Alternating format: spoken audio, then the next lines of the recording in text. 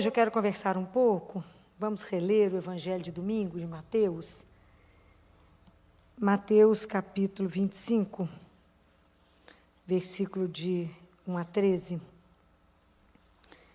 Naquele tempo disse Jesus a seus discípulos esta parábola. O reino dos céus é como a história das 10 jovens que pegaram suas lâmpadas de óleo e saíram ao encontro do noivo. 5 delas eram imprevidentes e as outras 5 eram previdentes. As imprevidentes pegaram as suas lâmpadas, mas não levaram óleo consigo. As previdentes, porém, levaram vasilhas com óleo junto com as lâmpadas. O noivo estava demorando e todas elas acabaram cochilando e dormindo. No meio da noite ouviu-se um grito: o noivo está chegando, ide ao seu encontro. Então as 10 jovens se levantaram e prepararam as lâmpadas. As imprevidentes disseram às previdentes: dai-nos um pouco de óleo, porque nossas lâmpadas estão se apagando. As previdentes responderam: de modo nenhum, porque o óleo pode ser insuficiente para nós e para vós. É melhor irdes comprar aos vendedores. Enquanto elas foram comprar óleo, o noivo chegou, e as que estavam preparadas entraram com ele para a festa de casamento, e a porta se fechou. Por fim, chegaram também as outras jovens e disseram: Senhor, Senhor, abre-nos a porta. Ele, porém, respondeu: em verdade eu vos digo, não vos conheço. Portanto, ficai vigiando, pois não sabeis qual será o dia nem a hora. Palavra da salvação. Quando a gente escuta essa palavra de Deus, claro que em cada um de nós vai chegar de uma forma, né? Mas Jesus, ele usa o pano de fundo de um casamento judaico, que estava todo mundo acostumado com aquela rotina, para nos fazer um alerta. Reduzir isto que Jesus falou à nossa hora da morte é reduzir demais. É reduzir muito isso. Não é isso, né? Na verdade, isso aqui é um convite. Jesus sempre coloca as coisas de uma forma muito inteligente, né? Eu acho que quando a gente lê isso, a gente precisa se perguntar: como é que eu estou como cristão? Porque aqui é um convite a ter uma vida em vigilância. Porque como é que Jesus pode falar conosco, a gente ficar atento, porque não sabeis o dia nem a hora, se ele disse assim: eis que estarei convosco todos os dias. Então ele já está conosco. Então ele já está. Mas como é que eu tenho levado a descoberta dessa caminhada com ele? Se eu já tomei consciência que eu sou cristã, se eu tomei consciência que ele disse: eis que estarei convosco, como é que eu tenho caminhado? Eu caminho ignorando essa presença ou eu caminho na presença? Acorda. Então, às vezes, a gente escuta, ou converte, ou encontra com Jesus, tem um encontro maravilhoso com ele, a gente quer que todo mundo tenha, e a gente vive aquele fogo e apaga. Porque nós estamos vivendo um momento que o ser humano tem muita dificuldade de manter a emoção, a animação, sempre. A gente só quer viver o novo. Então, você descobre que tem alguma coisa nova, todo mundo corre em direção ao novo, sem saber muito bem o que aquilo traz. Vocês observam na alimentação. Um dia banha de porco mata, outro dia salva. Um dia o óleo de coco mata, outro dia descobriu que ele não presta para nada. E o trem vai e volta, o povo vai no bando. Ninguém para. Porque nós não toleramos uma coisa que é fundamental, que se chama arte da espera. Esperar hoje em dia virou uma coisa que ninguém dá conta mais. Fala que você tem que esperar. Eu sei que é péssimo esperar dentro de consultório. Eu confesso, não quero que ninguém me espere, mas é inevitável. Você nunca sabe quando vai entrar só uma amigdalite ou vai entrar um distúrbio psiquiátrico.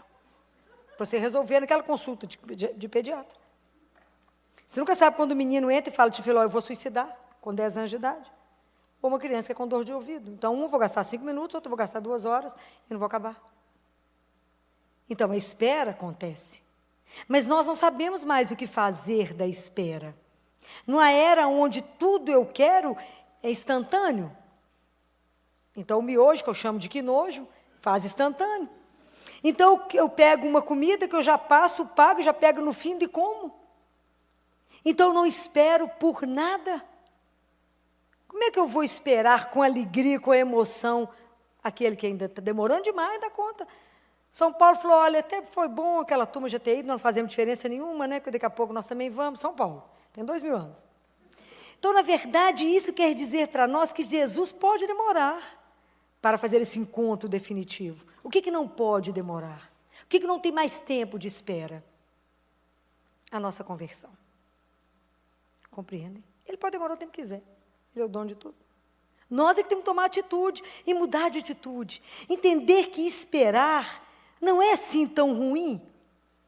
Porque esse tempo de espera, na verdade, é um tempo que eu tenho que tomar para mim. É um tempo que para mim pode ser meu tempo de ser. É um tempo para me maturar. É um tempo para eu poder me reencontrar. Quanto tempo que nós estamos perdidos. Nós estamos vivendo situações que a gente não tem mais tempo de refletir. Porque a gente tem pessoas trabalhando até quase ser extenuado. Até acabar. Mas nós estamos vivendo essa correria como se na verdade, por que a gente não tem coragem de assumir o que eu vou dizer? Mas a gente não quer esperar, porque na verdade eu não posso perder tempo. Porque lá no fundo, nessa época onde eu acho que eu sou super bacana, super moderna, quase uma central de tecnologia, sei tudo, ligado em tudo, conectado em tudo, sou cada vez mais dependente, cada vez mais frágil. E às vezes não tem a noção, a gente tem um medo nessa era toda. Será que, na verdade, nesse tempo todo, será que de verdade, no final, vai ter alguém que me espera? Será que Deus é de verdade? A gente tem coragem de assumir isso, não. Mas no fundo, nós temos medo de acreditar que essa história é real. Então, por isso a gente adia a conversão. Não, mas vai que não é de verdadeinha mesmo, eu vou perder essa oportunidade. Vou viver isso, depois eu converto amanhã. Então, hoje eu peco, amanhã eu converto. Hoje eu peco, amanhã eu converto, mas nunca. Eu estou falando mentira? Não. É porque no fundo, a gente não crê que Deus é uma pessoa. Que todo esse lado espiritual é real. Que isso não acaba porque eu não vejo. Que Deus é de verdade e que existe realmente um lugar para me habitar. Que a minha vida não vai encerrar quando eu fechar os meus olhos. Então, eu não vivo a minha vida na perseverança. Eu vivo com a onda do mar. Tocou para cá, eu venho, vou ir para cá, eu vou, mas eu não mantenho a constância. Eu não entendo que viver o meu presente tem uma aliança com o meu futuro. Eu vivo na presença de Deus, na consciência de que eu estou presente, porque eu vou morar com Ele. Então a gente vive como se a vida fosse acontecer lá. Não vai acontecer lá, não vai acontecer aqui agora. Eu tenho que viver hoje aqui dentro do que Ele pediu. Ame a Deus acima de todas as coisas. E se amem, não se matem, se amem. Não amaldiçoe aquele que fala mal de você, abençoe. Perdoa, aceita, acolhe. Vive agora. Mas se eu tenho uma consciência que eu vivo na presença de Deus, quanta coisa você vai deixar de fazer? Ou você vai fazer no capricho, vai estar de olho aqui. Então, quanta coisa você vai cultivar, você vai prestar atenção. Mas eu tenho que ter uma coisa que chama perseverança. Segundo São Tomás de Aquino, perseverar é manter esse estado de constância, de firmeza no bem. Mas eu preciso de ter perseverança e constância. A constância é diferente da perseverança, porque é tudo que vem para poder me impedir de ser perseverante. São quantas coisas exteriores que te impedem de chegar. Hoje eu achei que eu não chegava. Por fim, vocês estão achando que eu estou brincando? Meu secretário foi para a sala da minha irmã da Jaca, ajoelhou e falou com Jesus, misericórdia, filho, não chega lá. Eu não chegaria se não fosse a misericórdia. Vocês podem ter certeza. Tem noção da missa Ave Maria, que tumultuou o que aconteceu. Nada. Se vocês vissem a agenda marcada, o que aconteceu, vocês falam, mentira. Não, a gente sabe. É tudo que fala, não vai lá, menina. Vou fazer de tudo para que você não chegue lá. Então, são quantas coisas que você tem que driblar para poder chegar. A perseverança é diferente. Porque quantas dificuldades a gente vai ter no caminho, porque nós fizemos uma opção de caminhar com Jesus. O caminho de Jesus é estreito. Ó, que você está doido para falar da roupa da vizinha, você vai ter que segurar a língua. Jesus falou, não pode falar mal do outro, você dobra a língua, reza, enche a boca de água, vai levando. Porque não tem um assunto que rola mais que a fofoca? Não tem. Não tem. Quantas pessoas já chegaram perto de você até o dia de hoje e falaram assim, como é que está a sua vida espiritual? Ninguém. E você já perguntou isso para alguém? Ah, tá vendo? É um assunto que não rola, morre ali. Hoje eu fiz isso com os residentes, eles quase morreram.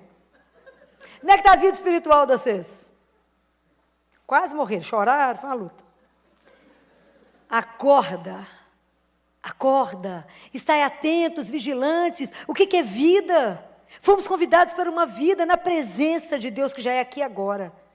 Eu caminho na presença de Deus. Ele está ao lado de cada um de nós, possibilitando milhões de oportunidades. Mas que consciência eu abri para isso?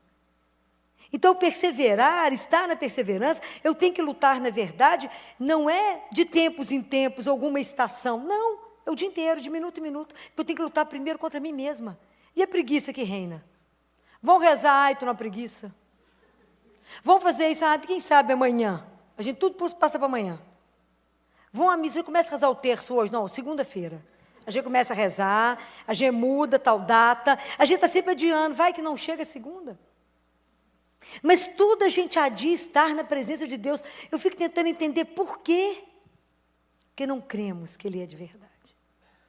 Não cremos. Porque o dia que isso for uma verdade absoluta na sua vida, que você tiver certeza absoluta que Ele está conosco, conforme Ele prometeu, eis que estou convosco todos os dias. Ele não deu dia santo, feriado? Deu? Não deu? Nem um dia. Eis que estou convosco todos os dias. E a gente caminha como se Ele não existisse. A gente caminha de costas para o amor. De costas. A gente mal pede opinião, mal pede uma bênção, mal conversa. Então, é hora de acordar, sim. É de acordar, sim. Para poder entender que a minha perseverança, eu tenho que lutar o dia inteiro, é contra mim mesma. Eu tenho que lutar, é comigo. Para que eu possa permanecer nesse caminho, porque eu sei que esse caminho é minha aliança com o meu futuro, para onde eu vou. Eu só mantenho porque eu espero, porque eu sei que meta eu tenho, para onde eu vou. Enquanto você não sabe para onde você vai, você bate daqui, dali, você perde o caminho. Mas o dia que você sabe que a sua meta é Jesus, é voltar para a casa do Pai, o seu caminho inteiro tem que ser um dia de cada vez para voltar para a casa do Pai. Então não tem sentido um dia você caminha, outro dia não caminha, um dia crê, outro dia não crê. Um dia fala, hoje eu tenho fé, minha fé está abalada. E o povo vai assim, no rolo. Acorda, nós temos que ter constância com Deus, nós temos que ter fidelidade a Ele, nós temos que permanecer. Porque a gente fica achando que no mundo, o contrário da esperança seria desespero. Mas não é. Vou contar para vocês 4 situações, vocês vão ver como é que isso está infiltrado em nós. O contrário da esperança, porque a esperança da eternidade, da vida eterna, não é só para mim não, é para todos. Deus nos fez para viver eternamente com Ele no jardim, é porque a gente não tem dimensão, tanto que tem é bom.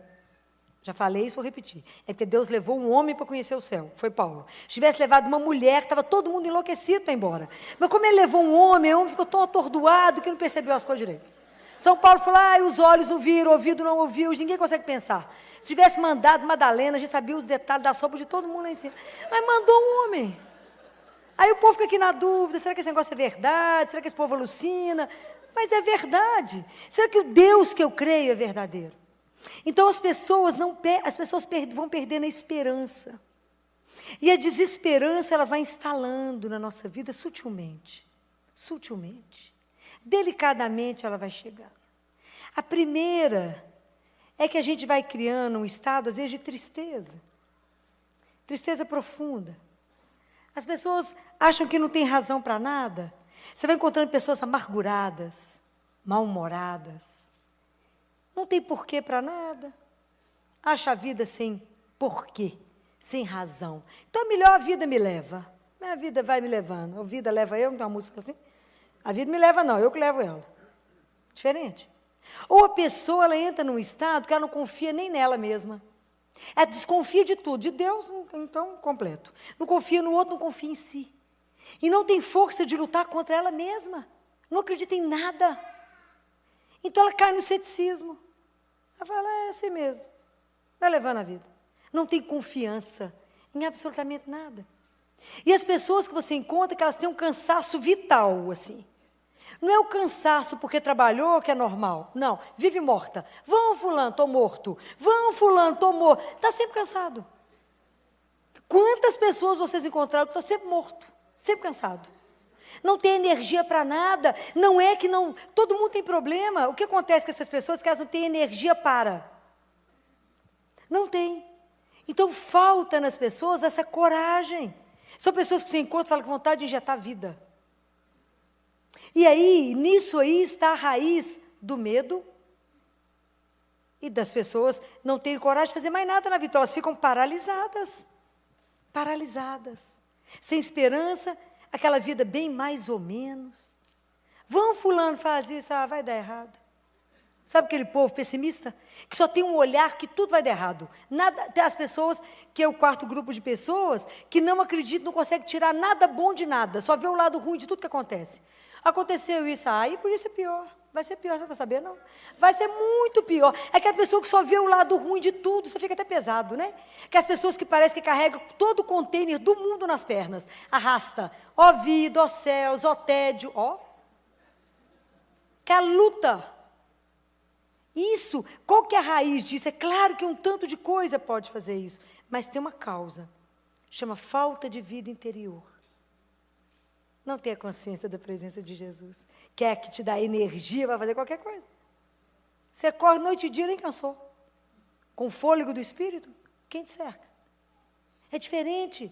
Mas como é que essa vida interior vai acontecer se eu não cuidar? Cadê meu azeite que não é nutrido? Por que uma não deu para a outra? Não é egoísmo, não. É porque você não pode viver a sua vida com a minha vida interior. Você não pode viver as situações com a minha experiência, mas é com a sua. Então, nós cristãos temos que acordar, porque eu tenho que nutrir a minha vida todos os dias. O dia que você não nutriu, você ficou desnutrido. Pode guardar isso que eu estou falando com vocês. Então, tem um filósofo completamente ateu, agnóstico, que ele fala que às vezes o homem, mas essa frase dele é fantástica, que ele fala que o homem, ele parece muito forte, tem uma aparência bacana, isso ele é ateu.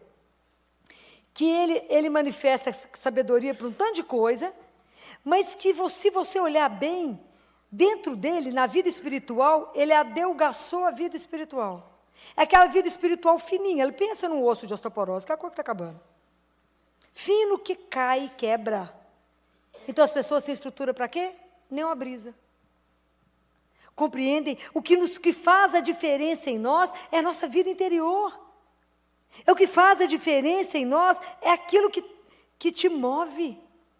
Porque se eu estiver a consciência que eu vivo na presença de Deus, vivo, aquele a quem eu clamo o dia inteiro, com quem eu falo, aquele que me alimenta. Então, se eu tenho essa consciência, é maravilhoso ver um cristão se alimentando todo dia.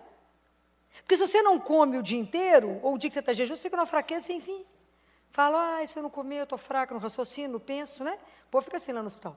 Eu estou fraquinho. E a alma? Que não lê uma palavra, não alimenta, vou falar de novo, não recebe a Eucaristia, não medita, não nutre da presença, não percebe que Jesus se colocou como nosso amigo, e essa postura de se colocar como amigo foi dele, né? Foi ele que se colocou primeiro e falou, vós sois meus amigos. Né? A gente não tem a dimensão do que significa isso, não. Então a gente nem liga para esse amigo tão importante que a gente tem, que a gente pode cutucar o dia inteiro, chamar e falar Jesus, aproveitar enquanto ele está fácil de ser encontrado, né? Enquanto a gente fala e ele escuta, enquanto ele age, se a gente deixar claro que ele é muito gentil, né? Educado. A gente que atrapalha, a gente quer dar palpite, ajudar a Deus, atrapalha ele fazer as coisas. A gente vive querendo ajudar a Deus. Não, já que você está meio em dúvida, eu te ajudo. Atrapalha ele em tudo. Então, enquanto a gente não nutrir a nossa vida, como é que nós vamos caminhar? Como é que o nosso azeite vai poder gerar a luz? Como é que a nossa vida vai gerar luz para o outro? Como é que nós vamos iluminar quem está ao entorno? Como é que eu posso dar testemunho de um Deus com a minha vida apagada? Como é que eu posso falar de Jesus para alguém se ele está mais morto para mim do que sexta-feira da paixão? Ou nós começamos a assumir a nossa fé. Já falei isso 500 vezes aqui dentro. Nós temos que assumir a nossa fé de uma forma que a gente tem que pôr fogo no mundo. Mas é o fogo do Espírito. Nós temos que levar coragem, esperança, força para os outros. Ajudar as pessoas a caminharem. Na esperança, na certeza, na alegria da presença de um Deus que é vivo. Com aquele Deus que você convive. Olha que espetáculo poder viver na alegria dele, porque tem uma companhia. Então a gente liga a rádio, faz um tanto de coisa, mas não conversa com quem está sentado do seu lado. Deixa para conversar com ele depois. Levanta de manhã e não reza, deita muito menos. E muito menos durante o dia. Então como é que você nutre? Como é que a sua vida vai estar? Não está. Aí ele chega e te pega de surpresa, ou a vida te chama para chegar. Hoje eu falei com os residentes. Se vocês forem chamados hoje, quem está com a vida pronta? Ninguém, né? Que é isso, Filó? Eu falei, ué, que é isso? Só que vocês têm 20 anos de idade, não pode morrer? Pode. Quem te dá garantia de quê? Então, como é que nós conduzimos? Como que nós conduzimos? A minha vida espiritual hoje, e a nossa vida espiritual determina a nossa vida. Porque o dia que a gente caminhar na fé, na presença de Deus vivo, a morte vai te dar medo? Não, ninguém nem quer tocar no assunto, né? Mas é claro que não. Ela não te dará medo, porque você está indo ao encontro do único, que é o Senhor. Você vai encontrar com aquele que você professa a fé a vida inteira. Você medo de quê você terá? De não ir. O medo que a gente tem é de não morrer, né? Eu vou ir embora para casa. Isso é tão diferente, né? Porque tem uma conversa de Santo Agostinho com a mãe dele, que é a Santa Mônica. Antes de Agostinho virar, né, santo, né? Ele era só bispo.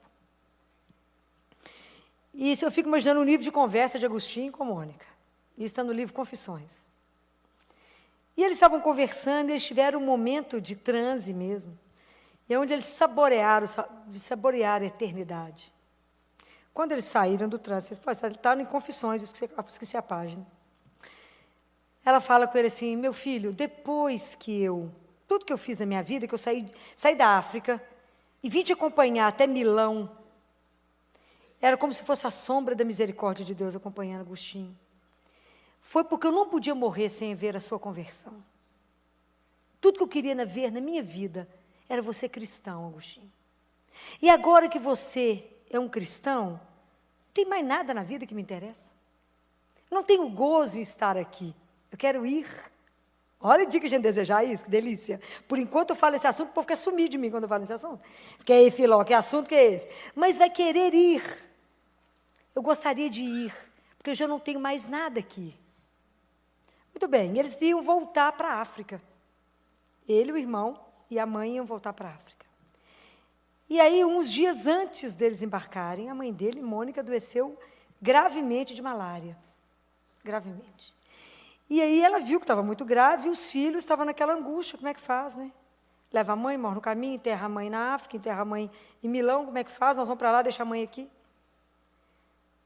Ela olhou para eles e falou assim, vocês estão com medo? Espetacular, né? Conversa de quem tem fé é outro assunto mesmo.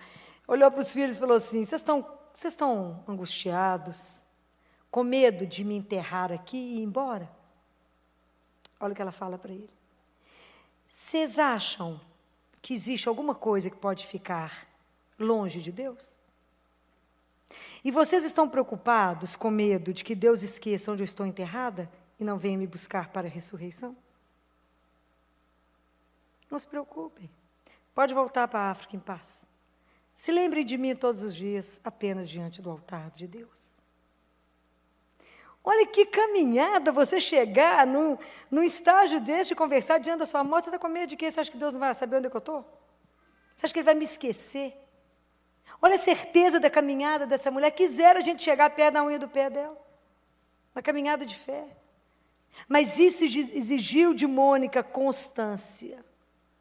Exigiu dela uma vida de espera, que ela rezou 20 anos para Agostinho converter. Ela não fez uma Ave Maria e desistiu, não. 20 anos de oração diária, tanto que ela virou santa, para rezar pela conversão dele. E nós devemos as orações e as lágrimas de Mônica, porque nos deu Santo Agostinho santo, né? Ninguém acreditava nisso. Mas foi a constância dessa mulher. Ela esperou. Na demora de Deus, ela esperou. Ela tinha tanta certeza do que ele podia fazer, que ela esperou por ele. Tanto que a conversão também foi algo que fez dele um santo. Né, de profundo, né, pecador, um santo, quase que é o primeiro doutor da igreja, um santo sem igual. Então é preciso a gente pensar nisso. Como é que eu estou levando a sério a minha vida espiritual? O convite é esse, o convite é conversão. Se a vida de vocês está uma vida espiritual morna, está na hora de ser sacudido, de lembrar aquilo que foi dito em Apocalipse. Você seja quente ou frio, se você for morno, eu te vomito. Acorda. Se a gente assumiu que crê em Jesus, assume a sua vida como aquela pessoa que crê. Não tenha vergonha de dizer o nome dele. Não recue quando alguém te questionar. Saiba dar razões para a sua fé. Não tenha medo de dizer, eu creio sim. Você não crê não? Que pena. Estou preocupado com a sua alma. Porque a vida não vai encerrar quando a gente fechar os olhos. Mas vocês não podem ter medo disso. Quando é que vocês não vão ter medo? De que vocês estiverem convencidos. Estiverem convertidos, né? Que Deus é real. Que essa história toda que nos aguarda a cada dia é maravilhosa. Porque viver na presença de Deus já é um paraíso aqui. Com tudo que a gente tem que passar. É uma dupla espetacular, você e ele. Quem cerca? Ninguém. Não podemos ter esse medo. Então nós temos que estar atentos e estar cuidando sim. Porque muito mais, guardem uma coisa que eu vou dizer para vocês. Independente do que vocês acham sobre mim. Pode achar que eu faço isso, aquilo, ser bacana ou aquilo. O que tem que me preocupar, o que tem que te preocupar? O que Deus vê? E Deus é o único capaz de ver a minha vida interior e ver a sua vida. E é Deus que tem que gostar do que Ele vê. Não são as pessoas, porque a gente pode maquiar as coisas para as pessoas e as pessoas achar que a gente é muito bacana. Mas para Deus esconde o quê? Nada. Só Ele nos conhece nu. Então eu digo, às vezes as pessoas acham uma coisa bacana, eu falo, mas eu não sei se isso agradou o meu Pai. Se essa atitude que eu tomei, Ele não agradou, eu estou lascada. Porque eu tenho que saber se primeiro agrada a Ele. Para depois que isso seja agradável aos homens. Então a gente não tem que preocupar em agradar uns aos outros, mas dizer a verdade. Ajudar o seu irmão a caminhar. Se ele estiver no lugar errado, fala, meu filho, deixa eu falar com você, porque eu te amo, preocupo com você. Acorde enquanto é tempo. Porque nós somos convidados a uma eternidade, não nos criamos. Somos feitos por amor a Deus. Então, essa parábola é um convite. Um convite. Que a gente tenha coragem de não dizer não. Mas que a gente tenha coragem de se olhar e falar como é que eu estou levando a minha vida. Nós estamos quase encerrando o ano.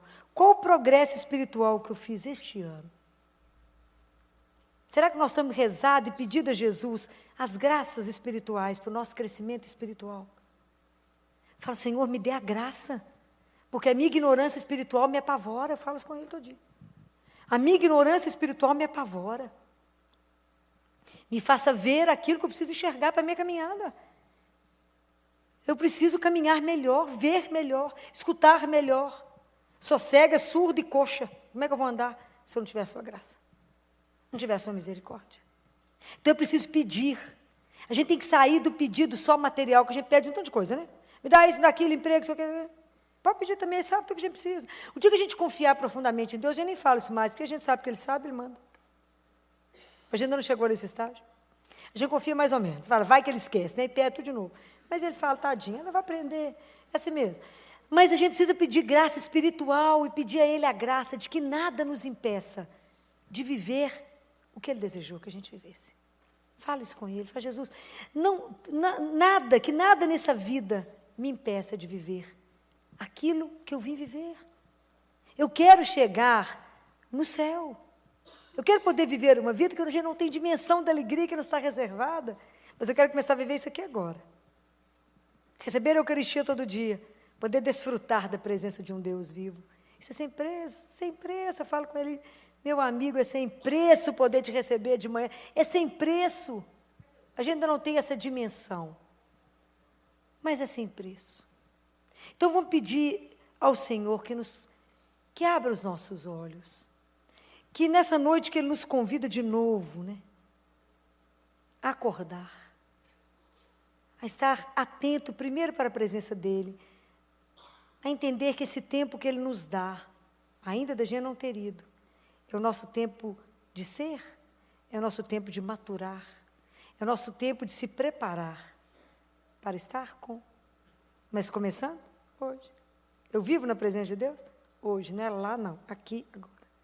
Vamos pedir graça espiritual, porque nós precisamos desenvolver tantas coisas guardadas em nós, que a gente ainda não despertou, tanta coisa que Deus quer nos mostrar. Quando eu fico vendo a carta de Paulo, carta de Pedro, que fala que a gente só é capaz de tomar o leitinho espiritual, eu fico triste. Fala, vocês ainda estão longe da comida sólida de Deus. Vocês ainda só dão conta do leitinho espiritual. Eu falo, agora você presta atenção, até que digo, nós vamos tomar leite, porque a gente ainda não tem força para comer algo de maior consistência por causa da nossa fraqueza espiritual. Precisamos pedir a Deus, tomar consciência disso, né? Então, vamos fechar os nossos olhos, vamos nos colocar diante dEle e pedir a Ele que a gente não quer passar pela vida disperso. Já não quer passar pela vida, Jesus, sem prestar atenção na vida que nos é dada em plenitude. Não queremos passar pela vida ao largo da vida verdadeira, mas a gente quer viver a vida que Ele trouxe para nós. A gente quer aprender esse tempo de espera e aprender a apreender o tempo e entender que esse tempo é um tempo de maturar. Que Ele nos conceda as graças espirituais que só Ele sabe que cada um aqui precisa hoje, para fortalecer a nossa fé, para nos dar constância, para nos dar a determinação para estar com o Senhor, para nos fazer firme, para nos fazer fiéis a Deus. Só Ele que sabe de todas as coisas, possa derramar sobre cada um de nós aquilo que hoje a gente mais necessita. E a doutora Filó hoje nos fala daquela parábola das 10 jovens imprevidentes e as previdentes, que ficavam aguardando a vinda do Senhor, e na hora esperando o noivo chegar, e o azeite acabou de uma delas, e elas foram comprar, e o noivo voltou, e elas ficaram para fora, as imprevidentes. E a doutora Filó faz esse paralelo com a nossa vida de cristão. Se nós temos sido vigilantes, previdentes, a doutora Filó, ela fala que todas as noites antes de dormir que a gente tem que zerar. Fazer as nossas malas como se fôssemos viajar para a casa do Pai. Porque vai que Ele nos busca de noite. E se nos buscar de noite, nós estamos em dia. A proposta é essa. A proposta é que todos os dias tenhamos uma vida de vigilância, cuidando daquilo que o Senhor tem nos dado, cuidando de como que é a nossa vida de cristão, diante do mundo que a gente tem vivido. Como você tem sido? Você tem sido um bom cristão? Cristão. Já carrega o nome de Cristo em si, para que possamos ser como Ele foi. Vamos rezar? Senhor, hoje estamos aqui, Senhor, e te agradecemos. Andamos, Senhor, com tantas dificuldades, tão alheio a tudo que tem acontecido na nossa vida, mas queremos ser previdentes. Queremos cuidar do seu reino, cuidar daquilo que o Senhor nos confiou com zelo, com cuidado e com amor. Nos ensina, Senhor. Fica conosco. Amém?